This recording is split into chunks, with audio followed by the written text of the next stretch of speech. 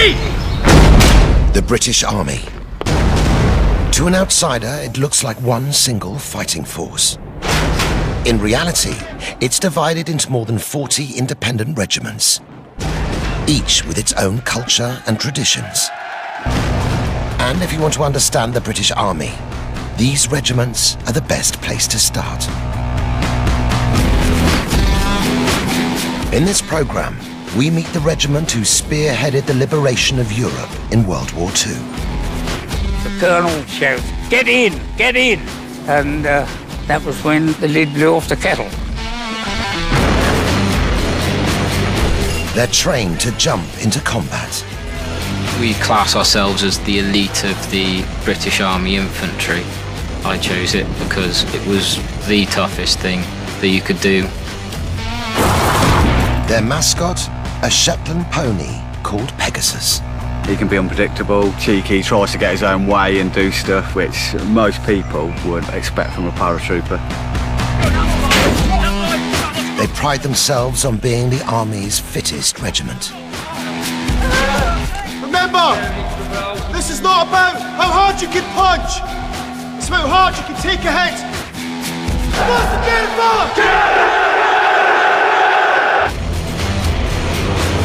This is the British Army's airborne infantry, the Parachute Regiment.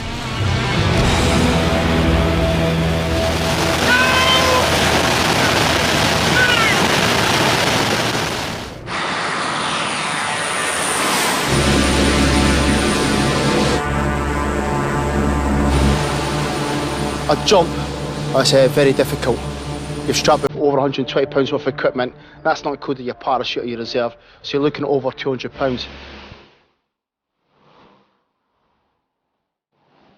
The door will open, you'll all be stood there, the wind outside will be 120 knots, and you've got to step out into the unknown. Once that door opens and you feel the blast of the air, then you know it's game on. That red light comes on, then the green light, then we're off. Every man out the door.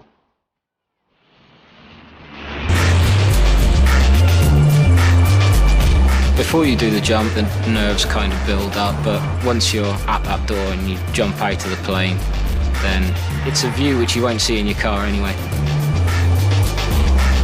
Once you're in, there's no going back. It is expected that you'll be fighting initially against the odds, you're expecting to encounter the unknown. A parachute has no reverse gear.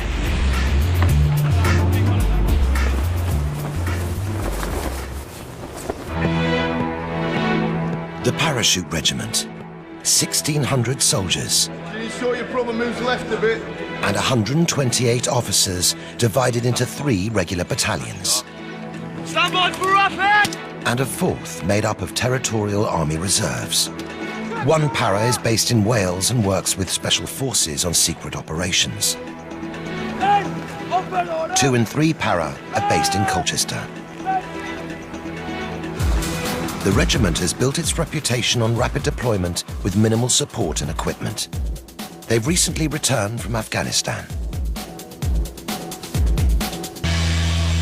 Their motto, ready for anything.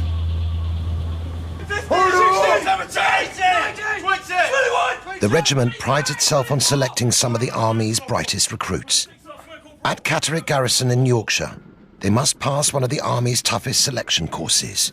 P Company, short for Pegasus.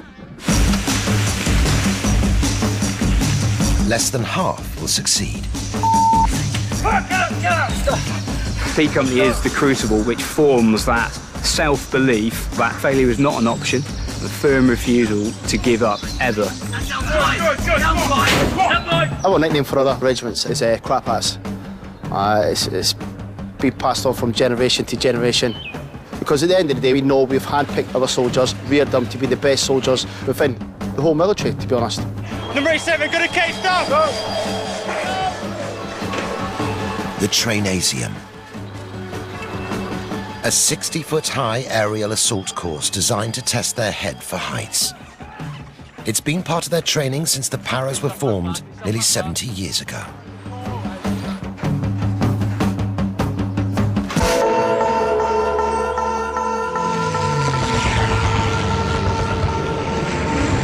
In World War II, Hitler's 20,000-strong force of paratroopers were at the forefront of the Nazi invasion of Europe. Churchill was impressed. In June 1940, he ordered the creation of a British unit of 5,000 paratroopers. He hoped they would one day spearhead Europe's liberation. Major Tony Hibbert was one of the first recruits. When we started, we were totally without discipline.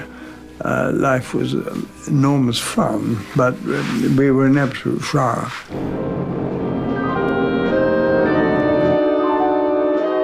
For training, they were given 1,000 parachutes and 6 old Whitley bombers. The Whitleys were converted by simply cutting a hole in the floor. You had to jump through a tunnel 6 foot deep, and if you pushed yourself a little bit too far to the front, you caught your nose on the end of the tunnel and you broke your nose. I saw one person very nearly with it cut off, and that was called ringing the bell. The unit was named 11 Special Air Service Battalion. Commanding officer, Lieutenant Colonel Eric Down, set high standards. By God, at the end of the 6 months, the battalion was absolutely unbeatable, and it was entirely discipline and fitness. And he ran them absolutely into the ground. Okay, all arms course, listen in. Event 3 of test week, the log race. The log race simulates the movement forward of ammunition when heavy stores and ammunition are pushed off the back of a plane. Okay, we don't have to go and retrieve them as quick as we can. The race is 2 miles and needs to see maximum determination, aggression and motivation throughout. Work hard. Go, go, go!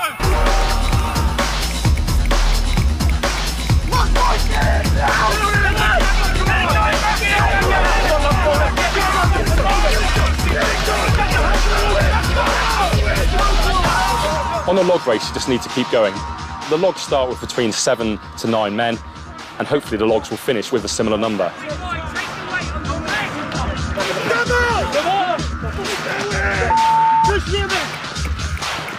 The moment you let go of the log, you're out of that particular event, you're off the race, and you won't score any points. It's seen as a key team event. People can't perform in a log race. Can we trust them on the battlefield?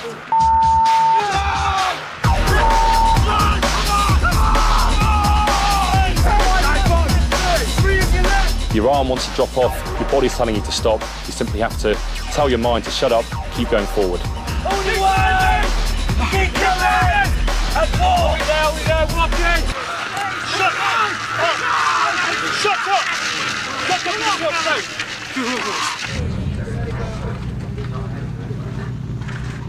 In February 1942, 116 men set off on the Para's first large-scale mission. A nighttime raid behind enemy lines in Bruneville on the French coast. Their objective, to capture a sophisticated new German radar. They parachuted in darkness and quickly captured it. But getting out proved more difficult. They had to fight their way down to the beach to rendezvous with the Royal Navy. By the time the boats came, 2 were dead, 6 were wounded, and 6 missing. This film was shot by the Paras after the war. It's a recreation of their first battle honor.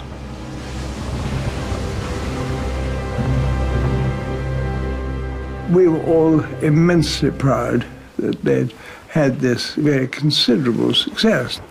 That really was the first real moment that we could be proud to be Paras. The success of this mission established the Paras' reputation for courage and determination. Thousands of new volunteers came forward, and in August 1942, the battalion became the Parachute Regiment. Let us Listen in. As I pass you will come together, toe to toe, nose to nose, eyeball to eyeball. Do you all understand? Yes, sir! Recruits are being psyched up for one of P Company's toughest tests. A form of boxing unique to the Paras. They call it milling. Remember, this is not about how hard you can punch. It's about how hard you can take a hit and continue to move forward. That man in front of you is the enemy.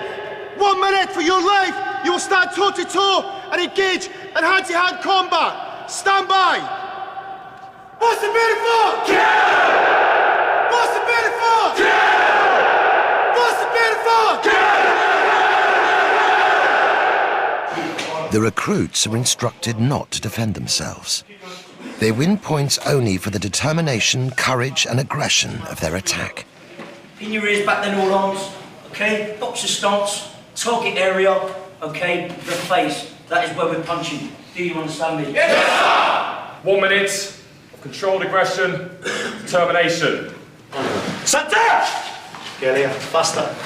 Goes up, move! Go on!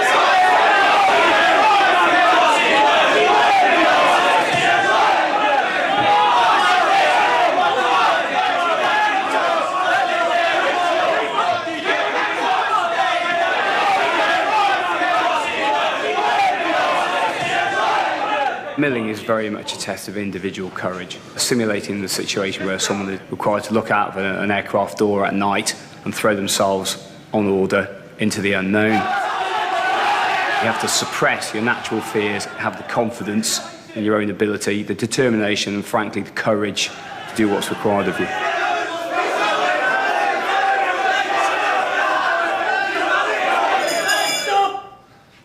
Shirts winner! Someone can't have their head up and look where the enemy is. They're frankly no use to us on the battlefield. So it's exactly the same in the milling room. Courage in the face of adversity and looking the enemy in the eye.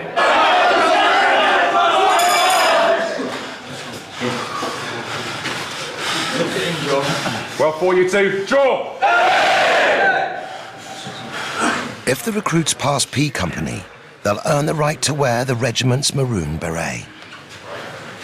What we're going to do now is I'm going to teach you how to shape your beret should you be successful. Before the final day, they learn how to shape their berets, even though some will never get the chance to wear them. What I want you to do is just, when I say, dip the beret into the hot water, which is this side, and the cold water, then back into the hot water. The maroon beret was introduced in November 1942 by Major General Sir Frederick Arthur Montagu Browning, known as Boy. He wanted to create a special sense of regimental pride. Now, pull the excess over to the right-hand side. The beret's maroon colour was chosen by Browning's wife, the novelist Daphne du Maurier. Good. And take out your cap badge. She picked it from one of the colours he used for his racehorses. Place it so that the centre of the cap badge is in between the centre and the left-hand corner of his left eye. The Maroon Beret is everything we strive to achieve, to become part of the airborne club, as it were. It's a dream I've had for a long time now, and it's a proud thing to belong to.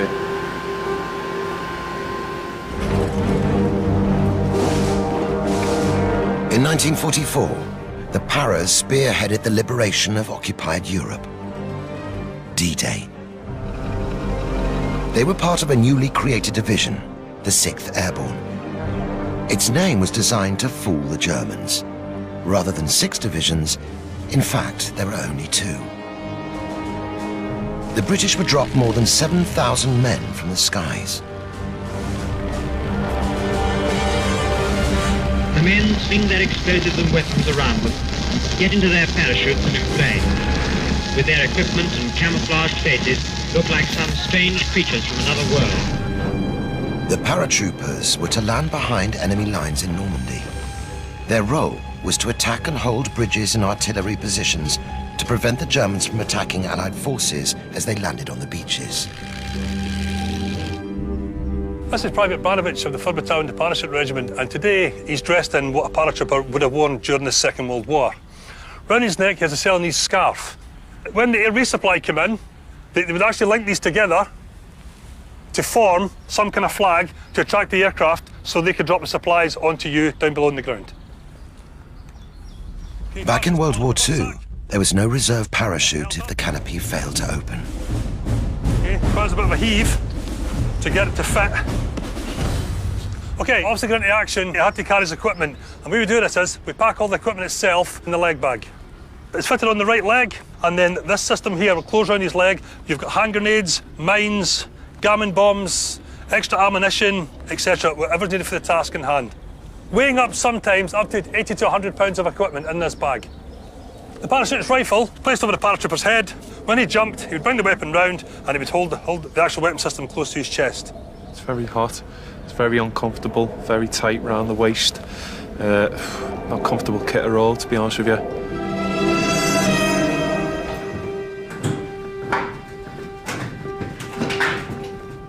We're now inside the fuselage of a Dakota aircraft, a very iconic aircraft used with the airborne forces throughout the Second World War and right up until the mid-50s. How many paratroopers with all of their kit would you be able to fit onto a Dakota?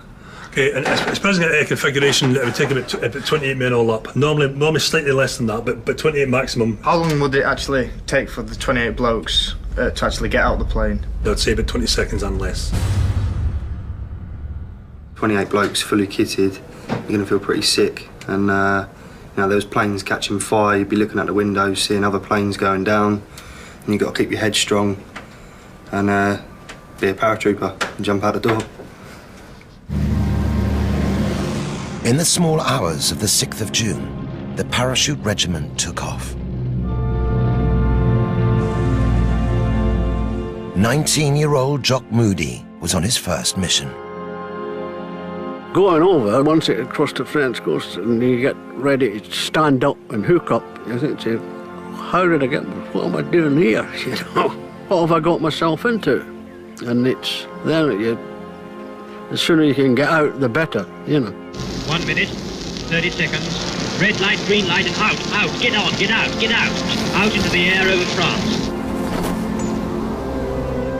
One of the Para's objectives was to capture and destroy a heavily defended German gun battery near the village of Merville. The mission was meticulously planned by 29-year-old Lieutenant Colonel Terence Otway. For a month, he trained 750 men to cross a minefield and knock out the battery's guns.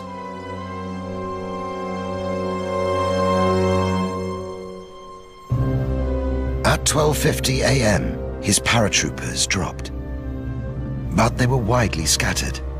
Only 150 men made it to the rendezvous point. Otway ordered the mission to continue. Sergeant Len Daniels remembers the attack. The colonel, close up to the wire, shouts, "Get in, get in!" And that was when the lid blew off the kettle. The Boche study started to open up. Plenty of muck flying about, trace of incendiary, mortar bombs, you name it, that was thrown at us. It was chaos, chaos. It was fighting, it was hand to hand, you know. Nearly half the Paras were killed or injured, but against the odds, they captured the battery and disabled the German guns. It's unbelievable. How the hell we come to it, I never know. It was a bit of a fright, no? I dare say I killed one. And that's about all I can remember. Yeah, I did kill one, I know that. But it didn't, I had no regrets about that. I was doing a job I'd been trained for.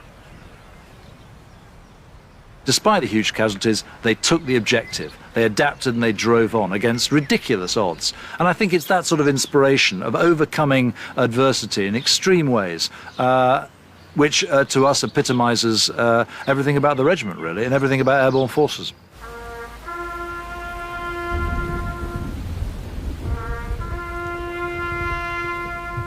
D-Day came at a price. Of the 7,000 men who dropped into Normandy, 1,623 were wounded, over 1,000 killed or missing.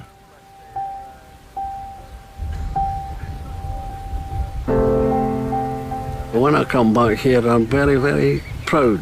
I come back and pay my respects to a lot of young men like myself who weren't lucky enough to come back.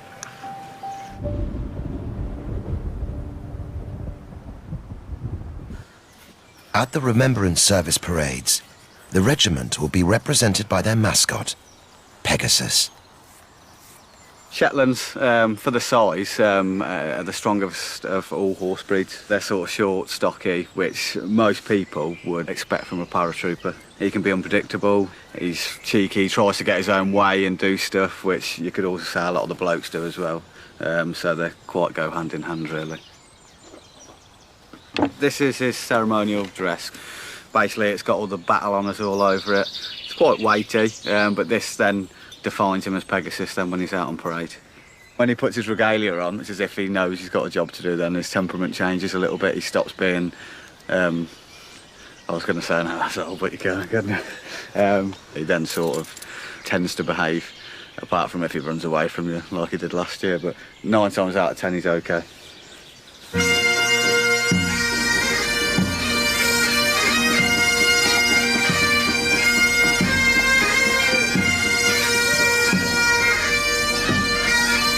In the months after D-Day, the Paras continued the fight to liberate Europe.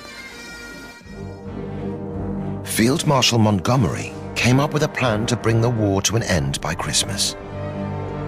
30,000 Allied troops would be deployed to capture 7 bridges behind enemy lines in Holland. This would pave the way for Allied tanks to roll into Germany. On September the 17th, 10,000 British soldiers from the 1st Airborne took off. Their mission?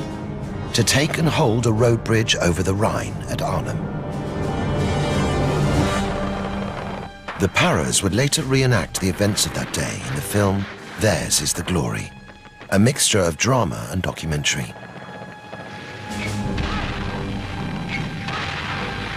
It shows how the Paras captured the north end of the bridge. They then found themselves surrounded by 2 heavily armoured German panzer divisions.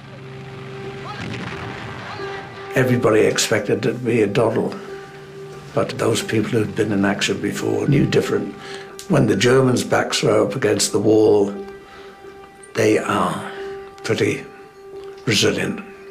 Everybody thought the Germans were on the run, but they could turn on a sixpence, and they did. People were being cut down left, right and centre. There was bodies lying all over the place. The 1st Battalion had virtually run out of ammunition. Grenades were gone. There's just no defence against a tank firing at point-blank range through the windows of a house. The Paras had orders to hold the bridge for 48 hours until ground troops arrived. But the ground troops never reached this bridge. It has gone down in history as the legendary Bridge Too Far. The Paras managed to hold out for 3 days and 4 nights.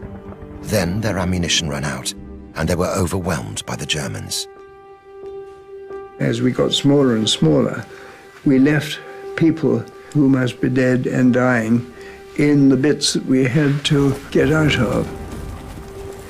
Yes, it was not the happiest day of my life. No, it was bad.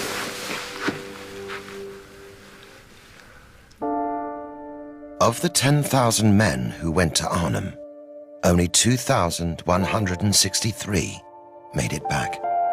The Battle of Arnhem's the typical Parachute Regiment ethos. It embodies everything that we hold dear. You know, the guys fought together. To the last man, they were surrounded, outnumbered, outgunned, and still at the end of the day, they managed to hold out for days. Arnhem's extremely significant to the Parachute Regiment. They were jumping into the relative unknown in terms of enemy positions and where they were, and they kept taking the fight forward to the enemy with both aggression, motivation and determination, which are the 3 qualities we aspire to have today. Could I ask you some questions now then, okay, about regimental history? Learning regimental history is an essential part of being a modern paratrooper. What was the operational name for Arnhem? Market Garden, sir. Yeah, Operation Market Garden. What was the name of the conflict in the Falkland Islands? Operation Corporate, sir. Exactly. The history does motivate you when you're on tour, because we've got a reputation to live up to. The things that have gone before us, the people that have gone before us, and the things that they've accomplished against great odds, and it does really get the guys G'd up and ready to go. Get listening. Stand out. Hey! Once you shout out your P company number, you have to shout out, sir. He'll then tell you if you've passed or failed. In Catterick, it's the final day of P Company. If you pass, you stay where you are. If you fail, you turn to the right, salute, and march off to the rear, where Court Minchell will wait for you there. Number 2. Sir! Pass. Sir! Number 3. Sir! Pass. Sir! Number 14. Sir! Pass. Sir! Number 16. Sir! Fail.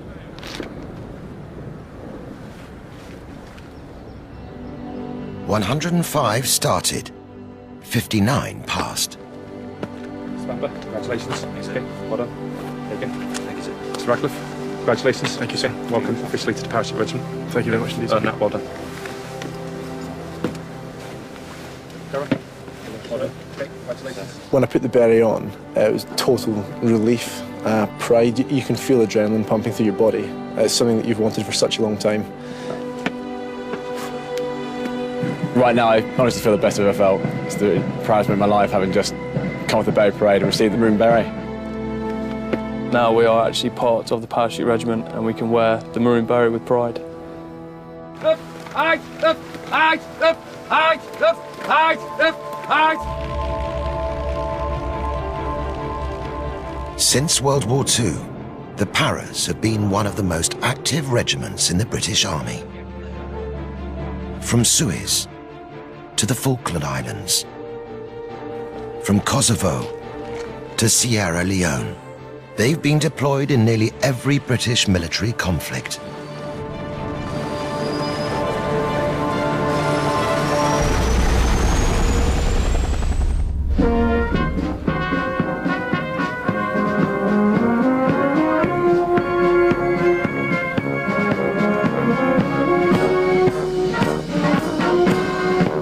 Merville Barracks in Colchester, the men are receiving campaign medals for their latest battle honour, Afghanistan. Here to congratulate them, the regiment's Colonel-in-Chief, His Royal Highness the Prince of Wales. The regiment's veterans are also present at the parade. We come here to support the lads from the regiment because we've all been through what they've been through before. You're never an ex-para, you're always a para. And when I joined the Paras, it changed my life. It made me realise that I was somebody. I'd become a member of the elite, and I owe a tremendous debt of gratitude to this beret and this cap badge.